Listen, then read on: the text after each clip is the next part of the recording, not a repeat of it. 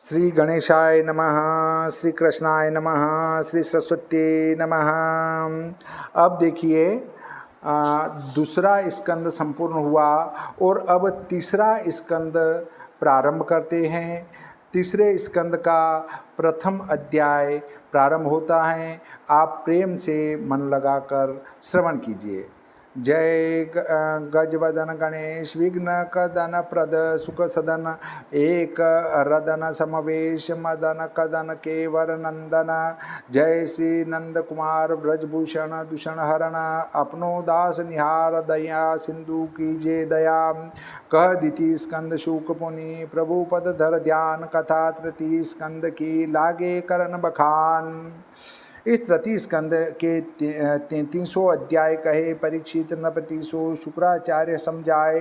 तीसरे स्कंद में 33 अध्याय हैं जिनमें सर्ग का वर्णन है। ईश्वर की इच्छा से गुणों के चलायमान होने से ब्रह्मांड का होना, इसका नाम सर्ग है।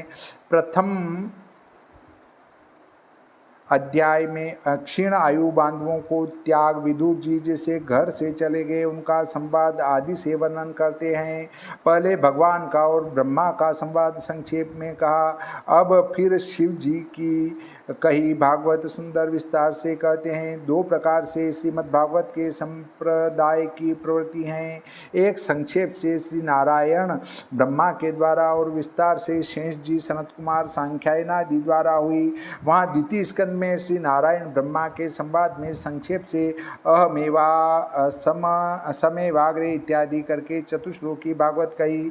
वहीं ब्रह्मा नारद के संवाद से 10 लक्षण से कुछ विस्तार सहित कही। वहीं शेष जी की कही हुई को अब अति विस्तार से करने के कारण तृतीय स्कंद का प्रारंभ है। पहले 4 अध्याय में विदुर मैत्रेय का संगम, फिर 8 अध्यायों में विसर्ग सहित सब प्रपंच का, विसर्ग के प्रस्ताव से 7 अध्यायों में वाराह अवतार का वर्णन किया है। एक अध्याय में विसर्ग की संपूर्णता कही है, फिर 4 अध्यायों में कपिल देव जी के अवतार की कथा कही है। इसके पीछे 9 अध्यायों में कपिल देव जी का आख्यान किया। इस प्रकार तृतीय स्कंद की 33 अध्याय में प्रवृत्ति हैं। इतनी कथा सुनाकर श्री सुखदेव जी बोले कि हे कुरुकुल भूषण सर्व संपदा से पूर्ण गृह को त्याग वन में जा। विदुर जी ने निश्चय कर भगवान मैत्रेय जी से पहले यह चरित्र इस प्रकार पूछा। सर्व के ईश्वर षड्गुणेश्वर्यवान यह जगन्नाथ श्री कृष्ण तुम्हारे पांडवों के मंत्री हुए और दुर्योधन के गृह को त्याग विदुर को अपना जान उनके घर पर गए। इतनी कथा सुन राजा परीक्षित ने कहा कि हे समर्थ शुक्राचार्य, भगवान मैत्रेय और विदुर जी का सत्संग कहाँ हुआ? मैत्रेय जी और विदुर जी का सत्संग कहाँ हुआ, ये प्रश्न हुआ और किस समय हुआ, यह विस्तार से कहिए। हे मुने, उन शुद्धात्मा विदुर जी का प्रश्न ऐसे महात्मा मैत्रेय जी से कुछ थोड़े प्रयोजन का देने वाला तो न हुआ होगा, वरन अधिक ही प्रयोजन का साधक होगा, क्योंकि जिसके प्रश्न की प्रशंसा महात्मा पुरुष करते हैं। सुत जी बोले कि राजा परीक्षित का अत्युत्तम प्रश्न सुनकर आत्मज्ञानी प्रसन्न मन श्री सुखदेव जी बोले कि हे नरपाल, सुनो, जिस समय दुष्ट राजा धृतराष्ट्र ने अपने पुत्रों को पुष्ट किया था, इसीलिए अधर्म से विनष्ट दृष्टि हुई। वह छोटे भाई पांडु के अनाथ पुत्रों का लाक्षा भवन में प्रवेश करवाकर उनको जलाने की इच्छा की। जिस समय सभा में अपनी पुत्रवधू राजा युधिष्ठिर की पत्नी द्रौपदी अपने अश्रु जल से पयोधरों के कुमकुम को धो रही थी, उसके केशों को पकड़कर दुशासन खींच रहा था। यह पुत्र का कुकर्म देखकर भी धृतराष्ट्र ने उनको निवारण नहीं किया। अधर्म से जुए में हारे हुए सीधे सत्यवादी पांडव 12 वर्ष वन में बस जब घर आए तब पुरोहित को भेजा और अपना राज्य मांगा। और महाप्रतापी राजा युधिष्ठिर, जिनका कोई शत्रु नहीं, उनको अधर्मी दुर्योधन से भी धृतराष्ट्र ने भाग देना नहीं स्वीकार किया। जिस समय युधिष्ठिर के भेजे हुए जगत गुरु श्री कृष्णचंद्र जी ने सब पुरुषों को अमृत तुल्य वचन सभा में सुनाए, तब नष्ट पुण्य धृतराष्ट्र ने उन वचनों का कुछ मान न किया। जिस काल में धृतराष्ट्र का बुलाया हुआ विदुर भवन में प्रविष्ट होने पर बड़े भ्राता धृतराष्ट्र ने मंत्र सलाह के वास्ते पूछा और इसके अनंतर मंत्र के जानने वालों में श्रेष्ठ विदुर ने जो जो मंत्र कहे उनको मंत्री सभा में अब तक भी यह विदुर नीति है ऐसा दृष्टांत देते हैं। जो विपत्ति युधिष्ठिर के सहने योग्य न थी वह भी उसने सही उस असह्य अपराध के सहने वाले युधिष्ठिर का अंश तुम दे दो। सब भ्राताओं सहित सर्वरूपी भीमसेन क्रोध से श्वास ले रहा है जिससे तुम सदा भयभीत रहते हो। विदुर जी फिर कहने लगे, हे धृतराष्ट्र, तुम भीमसेन और अर्जुन के समान बलवान नहीं हो और अपने मन में यह अभिमान मत करो कि मेरे बहुत से पुत्र हैं, क्योंकि तुम यह नहीं जानते कि पांडवों के पृष्ठ रक्षा में श्री यदुनायक का हाथ अग्रसर है और उनको श्री मुकुंद ने निज भाव से ग्रहण किया है और वह मुकुंद स्वयं भगवान है जिनके साथ सब देवता और मुनीश्वर हैं, अपनी द्वारिकापुरी में विद्यमान हैं, कहीं चले नहीं गए हैं। फिर वे द्वारकानाथ यदुवंशी राजाओं के पूज्य हैं और उनके संग यदुवंशी भी बलवान और एक एक से गुण निदान हैं और जिन वसुदेव कुमार वासुदेव भगवान ने बड़े बड़े राजाओं को जीतकर स्वाधीन किया, इसलिए सब राजा लोग भी उनके पक्ष में सहायक हैं। इससे केवल अपने पुत्रों की धीरता और वीरता का जो अभिमान है उसको छोड़कर पांडवों को उनका भाग दे दो। सो यह श्री कृष्ण से विमुख दुर्योधन विनष्ट श्री होकर दोष रूपधारी तुम्हारे घर में घुसा है, जिसको तुम पुत्र बुद्धि से पुष्ट करते हो। कृष्ण विमुख श्री नष्ट एक दुर्योधन को कुल की कुशलता के अर्थ शीघ्र त्याग करो, जिससे कुल का विनाश न हो, वही अपत्य हैं। अत्यंत शीलवान विदुर जी उस सभा में ऐसा कह रहे थे कि इसको सुन दुर्योधन को अत्यंत कोप बढ़ा, होठ फड़कने लगे और वह लाल लाल नेत्र कर बोला, इस दुष्ट को यहाँ से निकालो। इसी प्रकार कर्ण, दुशासन, शकुनी ने भी उनका तिरस्कार किया। उन्होंने कहा था, इस कपटी को यहाँ किसने बुलाया है? यह दासी पुत्र हमारा पाला हुआ हमारे ही प्रतिकूल शत्रुओं की कुशल चाहता है, इसलिए इस जीते हुए मंगलिक को शीघ्र नगर से निकालो। खाए हमारे झूठ जुठाई, अब हम ही सो करत खुटाई। अपने भाई धृतराष्ट्र के सम्मुख दुर्योधन के वचन बाण से विद्ध हो कहा कि ईश्वर की माया का महात्म्य ऐसा ही है। ऐसे मन में विचार विदुर जी अपने धनुष को द्वार पर रखकर तीर्थ यात्रा को चल दिए। कौरवों के पुण्य कर्म से प्राप्त विदुर जी हस्तिनापुर से निकल अपने चरणों से हरि के क्षेत्रों को पवित्र करने चले गए। पृथ्वी पर जहाँ जहाँ ब्रह्म रुद्र आदि अनेक रूप हो आप निवास करते हैं, वहाँ वहाँ सब क्षेत्रों में गए। पूर्वों में पुण्यदाता जो उपवन, उनमें पर्वतों में, कुंजों में, सरोवरों में, अपंग नदियों में, ईश्वर के चिन्हों में, सुंदर अलंकृत जो तीर्थों के स्थान क्षेत्र हैं, उन सब में अकेले विदुर जी विचरते फिरे। शंका यमराज के हृदय में सदा अपने राज्य की प्रीति और अनरीति बनी रहती हैं। वही यमराज विदुर जी हुए, तो विदुर जी ने यमराज बनकर तीर्थ सेवन आदि उत्तम किया, क्योंकि यमराज का वश चले तो दूसरा जीव भी उत्तम कर्म नहीं करने पाए।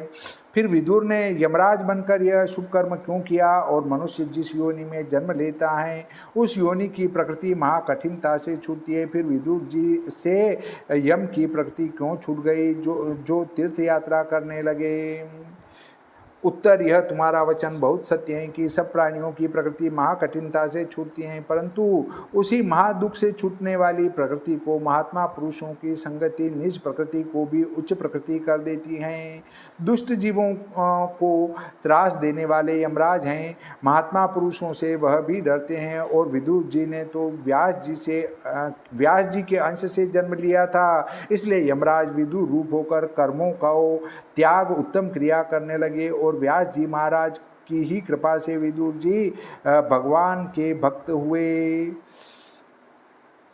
एकांत वृत्ति, शांत स्वभाव, पवित्र आत्मा सदा सब तीर्थों में स्नान करते हैं, पृथ्वी पर शयन करते हैं, शरीर के संस्कार नहीं करते, अवधूत वेश से रहते हैं, वलकल्प वसन पहिन रूप को छिपाकर अवधूत वेश बनाकर व्रत करने लगे, जिससे परमात्मा प्रसन्न हो।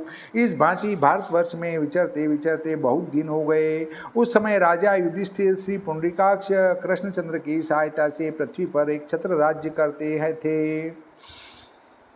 जैसे बांसों के वन में बांसों के रगड़ने से अग्नि निकल बांसों को जलाकर निवृत्त हो जाती हैं, उसी प्रकार प्रभास क्षेत्र में अपने सुहृद कौरव पांडवों का विनाश सुना कि परस्पर ईर्ष्या करके भस्म हो गए। उनका अत्यंत शोक किया, फिर चुप होकर पूर्ववाहिनी सरस्वती के निकट गए। उस सरस्वती के निकट एकादश तीर्थ हैं, ब्रह्मा विष्णु शिव तीर्थ, शुक्राचार्य का मंदिर, मनु का स्थान, पृथु का भवन, अग्नि कुंड, शनिश्चर का चित्र, वायु का वास स्थान, सुदास राजा की प्रतिमा, गौशाला, स्वामी कार्तिक का मंदिर, श्राद्ध देव मनु की सभा है। इन सब का विदुर जी ने सेवन किया और भी ऋषियों के देवताओं के बनाए हुए विष्णु के स्थान वहाँ पर हैं, जिनमें विष्णु के संपूर्ण अंग की शोभा करने वाले आयुधों में मुख्य जो सुदर्शन युद्ध से चिन्हित शोभायमान अनेकानेक प्रकार के मंदिर हैं, उनके दर्शन से श्री कृष्ण का स्मरण होता था। वहाँ वहाँ मज्जन करते फिरते थे। सूराष्ट्र रिद्ध सोवीर मत्स्य कुरु जांगल इन सब देशों को यथाक्रम उल्लंघन करके यमुना पुलिन पर आए। वहाँ पर भागवत उद्धव को देखा। श्री कुंज विहारी के अनुचर प्रशांत बृहस्पति के नीति शास्त्र में पहले विख्यात शिष्य उद्धव को हृदय से लगा। विदुर जी मिले और भगवत की प्रजा और अपने इष्ट मित्रों के कुशल की विदुर जी ने जिज्ञासा की और फिर पूछा कि राम कृष्ण कुशल हैं। जिस पुराण पुरुष ने अपनी नाभि में से पैदा हुए ब्रह्मा जी की सेवा से प्रसन्न हो यहाँ अवतार लिया और पृथ्वी का कुशल विधान कर अब इस समय अवकाश से शूरसेन के गृह में विराजते हैं। कुरु के परम सुहृद हमारे भगिनीपति परम पूज्य वसुदेव जी कुशल हैं। जो अति उदार वसुदेव जी अपने जामातरों को बहुत धन दे तृप्त कर शूरसेन के समान सदा धन दान देते रहे हैं। सब सेना के सेनापति यादवाधीश महावीर प्रद्युम्न कुशल हैं। जिन मदन के अवतारों को रुक्मिणी ने पूर्व जन्म में अनेक प्रकार आराधना कर पाया है। सात्यकी वृष्णि भोज दास अर्हक इनके स्वामी उग्रसेन महाराज सुखी हैं। नृपासन आशा त्यागी उग्रसेन का कमल नयन भगवान ने स्वयं नृपासन त्याग अभिषेक किया। हे सौम्य उद्धव महारथियों में अग्रगण्य वृंदावन विहारी के समान शीलवान, जैसे पूर्व जन्म में शैलसुता भवानी ने स्वामी कार्तिक को उत्पन्न किया, उसी प्रकार व्रत करके जाम्बती ने जिन्हें उत्पन्न किया वे श्री कृष्ण तनय सांब अच्छे हैं। जो गति यतियों को महादुर्लभ हैं वह श्री यदु नायक की सेवा में सहज में प्राप्त हुई और जिनको अर्जुन ने धनु रहस्य प्राप्त हुआ वह शांत रूप सात्विक की सुखी हैं। अत्यंत बुद्धिमान निष्पाप भगवत के शरणागत आठों याम श्री कृष्ण के प्रेम रस में जो मग्न सब लज्जा को तज व्रज की रज में लौटने वाले स्वफल कसूत अक्रूर तो आनंद से हैं।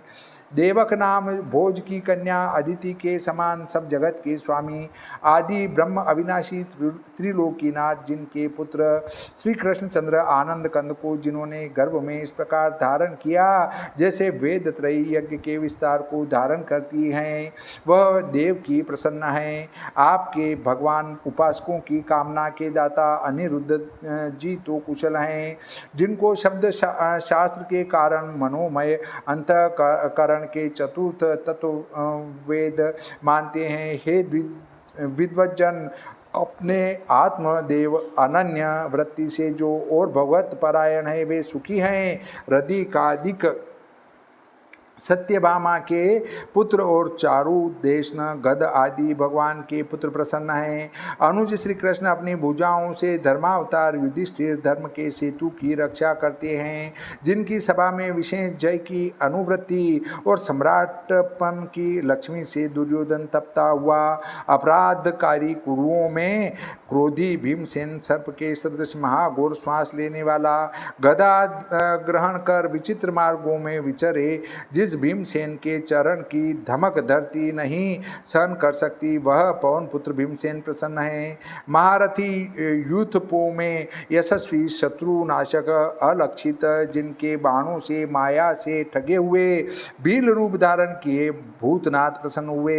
वह गांडीव धनुषधारी इंद्रसुत अर्जुन अच्छी तरह हैं, और माद्री के पुत्रों को भी तुमने देखा, जिनको कुंती पुत्र समान पालन करती हैं, और जिस प्रकार पलक नेत्रों की रक्षा करते हैं उसी प्रकार रक्षा की। शत्रु इंद्र के मुख से जैसे गरुड़ अमृत लाए, उनके सदृश युद्ध करके जो बरजोरी अपना भाग लेकर विहार करते हैं, वे प्रसन्न हैं। बड़े आश्चर्य की बात है कि पांडु और राजर्षि के बिना केवल पुत्रों की रक्षा के अर्थ कुंती जीवन धारण करती हैं। एक ही वीर जिन पांडु ने एक धनुष लेकर अकेले चारों दिशाओं को जीतकर शत्रुओं का विनाश किया। हे सौम्य उद्धव, हमारा ज्येष्ठ बंधु जो अभिमान के मद में अंधा हो रहा था, उसका मैं सोच करता हूँ कि वह नरक में पड़ेगा, क्योंकि उनके आश्रित होकर जिससे परलोक में गए पांडु भ्राता के साथ द्रोह करा, अर्थात पांडु के पुत्रों को दुख दिया, और मैं जीवता हुआ सूरत भ्रातापुर से निकाला, इसलिए वह नरक में कैसे नहीं पड़ेगा। मनुष्यों में अवतार धर नर लीला कर मनुष्यों के बुद्धि के चलायमान करता, सब संसार के धारक श्री वृंदावन बिहारी के प्रसाद से मैं परम पदवी को प्राप्त कर विषाद रहित हो सब पृथ्वी पर विचरता फिरा, और अपने रूप को ऐसा छिपाया कि किसी ने मुझको नहीं पहचाना। इन तीनों मदों से युक्त होकर जो सेना से सब धरती को चलायमान करते हैं, उनको वध करने वाले शरणागतों के कष्ट हरने वाले देवकी नंदन ने कौरवों का अपराध क्षमा किया। अजन्मा ईश्वर का जन्म पाखंडी और दुष्टों के नाश करने वाले और उन अकर्ता भगवान के कर्म पुरुषों के ग्रहण करने के अर्थ हैं। नहीं तो गुणों से परे जो ईश्वर हैं, उनके बिना कर्म के वश होना और ब्रह्मनिष्ठा धारण और देह के योग नहीं है। हे सके शरणागत सब लोकपालों के और अपनी आज्ञा में जो स्थित हैं, उनके कारण यादवों में जन्म लिया। ऐसे तीर्थ रूप वसुदेव कुमार बांके बिहारी कृष्ण मुरारी की मनोहर कथा सुनाओ। श्री भागवते तृतीय स्कंदे भाषा टीकायां विदुरोद्धव संवादे प्रथमो अध्याय।